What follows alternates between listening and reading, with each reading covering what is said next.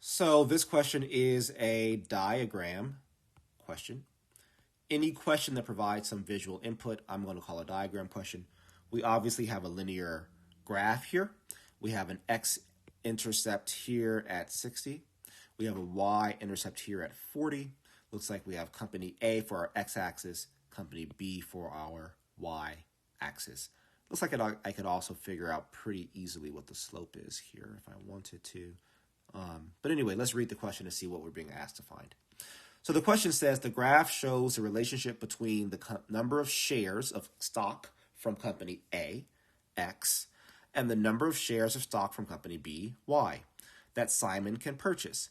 Which equation could represent this relationship? Okay, well, we already identified that this is a linear relationship, and I'm looking at my answer choices, and at least two of them are in Y equals mx plus b format.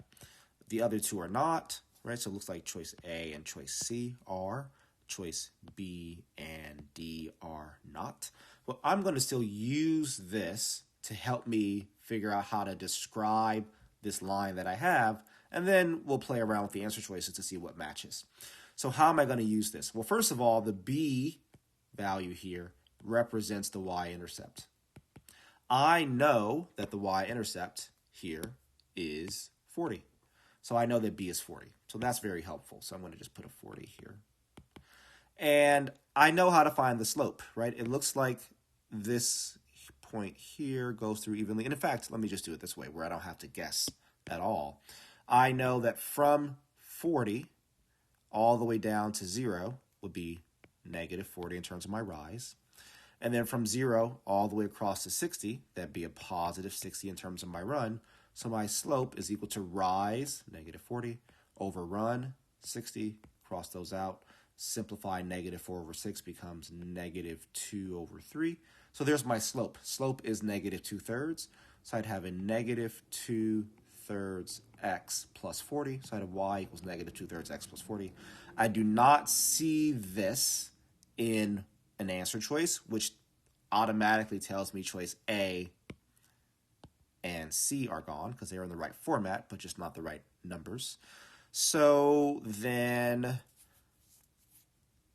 what else could I do? Well, let's see. I have choice B. If I were to convert choice B into slope-intercept form, what would happen? So I have 8x. Let me just give more space by going up here. I have 8x plus 12y equals 480. And I can subtract 8x from both sides, leaving me with 12y equals negative 8x plus 480. And then I can divide everything by 12, leaving me with y equals 4 goes into both. This will be negative 2/3 x, so that looks good.